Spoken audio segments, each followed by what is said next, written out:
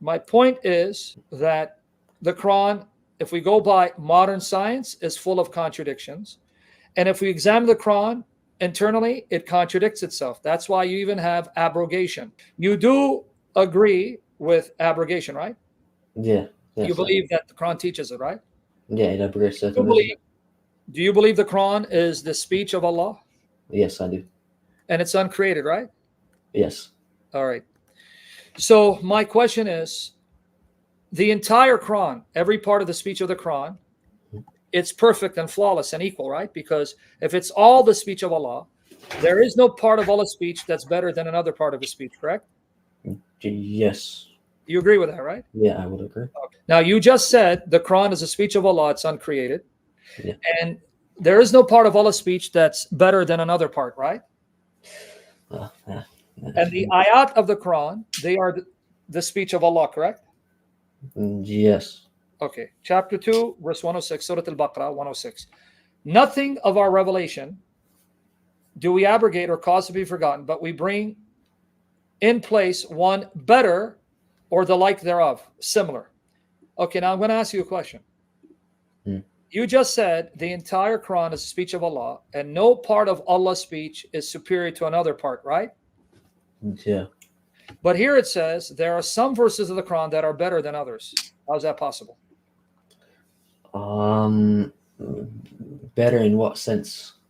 Any sense. How can any part of Allah's speech be better in any sense? My question to you is, how can any part of Allah's speech be better in any sense than another part? Um, Maybe it's like in the humans, it's like better for humans. Better for humans. So Yeah, like you're saying easier. I that don't know. some of Allah's speech is actually more conducive and beneficial for humans. So some parts of Allah's speech No, is less conducive. no. Actually, no. I What bet is it I you just retract said? that. No, I retract that. This is alright. Okay, so then which is it? I'm trying to figure out. Um, I mean, better. I have no idea, to be honest. I mean, just to be honest, I mean, Okay, now how many more problems I'm going to show you at the Quran before you say, man, I give up? yeah. I mean, So when are you going to give it up, man? When are you going to stop? Islam's not for you, buddy. And this is just, we're talking about the contradiction of the Quran, the mistakes in the Quran, the errors of the Quran, historically, internally. And again, one more time, I haven't even talked about the moral issue because I don't want you to go until I want to see how far gone you are, or do you still have hope?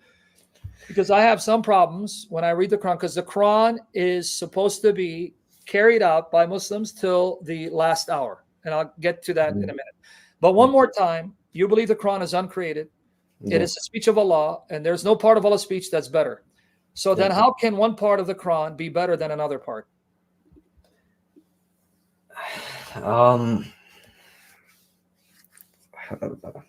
I don't know. I Okay, have no that's good. idea. You're honest. Your honesty will lead you to the truth because God loves an honest heart, a humble heart, not a heart full of error or pride or arrogant. Hmm. All right. Are you okay with your prophet abolishing adoption? Didn't he adopt a child? And then he abolished adoption because he took that child's wife. Took his Haritha. wife? Yeah, Zainab bin Jash. Yeah. Zayd ibn Haritha, he adopted him, but then when Zayd married Zainab, Muhammad lusted for her. Allah had Zayd divorce Zainab so Muhammad could marry her. And then he abolished adoption because people were making fun of him. Oh, Muhammad took his son's wife, so he abolished adoption. Hmm. So, yeah, that's in 33, 37, brother. This is Quran, and I'm going to give you Muqattal ibn Sulaiman Tabari. Man, I'm not making this up. And remember when you said to him, Zayd ibn Haritha, we're looking at the right screen here, the freed slave of the Prophet, on whom Allah has bestowed grace, and you have done favor because he had set him free. Keep your wife to yourself and fear Allah. But you hid in yourself. You hid, but you did hide. You hid in yourself. So he told him, keep your wife, but he was hiding what was in his heart. What Allah has already made known to you, that he will give her to you in marriage. Are you not bothered by this? Zayd, his son, adopted son, married, and Zayd said, I'll divorce her. Muhammad said, no, keep her. But then Allah is rebuking Muhammad. You're hiding in your heart what you knew our will was, that he divorced her so you can marry her. Are you okay with a man taking his adopted son's wife, making that woman the mother of his adopted son? But did he take him like the woman was fine with it? Of course, he's the prophet. Of course, I want the prophet to have. So if you divorce your wife and she's okay with marrying your dad, now she's what is she to you now when your dad marries her? Okay. Okay, when your dad marries your ex-wife, what is she to you? Your stepmother, right? Yeah. But you did hide in yourself what Allah has already made known to you, that he will give her to you in marriage, that which Allah will make manifest. You did fear the people. See, Muhammad was embarrassed. No, I can't marry her. People are going to say something. Muhammad married the divorced wife of his manumitted slave, whereas Allah had a better right that you should fear him. So when Zayd had accomplished his desire from her, we gave her to you in marriage, so that in future there may be no difficulty. Now watch why Allah supposedly did this. To the believers in respect of the marriage of the wives of their adopted sons, when the latter have no desire to keep them, i.e. they have divorced them. So do you see why he did it? So that other people could also marry the divorced wives of their adopted sons. Are you okay with that? No. Then you're not a Muslim anymore. And by the way, right after this, Muhammad said no more adoption. That's chapter 33, verses 4 and 5 and 33-40. So I want to ask you another question.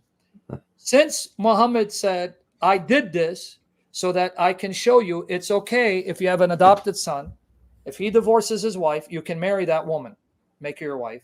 But then he says, no more adoption. So then what kind of example is Muhammad setting when Allah knew he's going to abolish adoption? I don't know. You know, I know you don't know. Now you're troubled. Now, when you get a chance, you can reach me out at Skype. I just sent you my Skype name in private. Contact me. We'll talk more. But you just left Islam. You just pretty much denounced Islam because you said you're not comfortable. No, you're not okay with it. And that means you still have some morality in you. There's hope for you. And may Jesus reveal himself to you, because you need to leave Muhammad. In comparison to Jesus, I'm sorry. I don't want to offend you. In comparison to Jesus, he's garbage. Can I ask you questions on Skype? Yes, and we'll talk. Okay. Thank you, man. I appreciate this.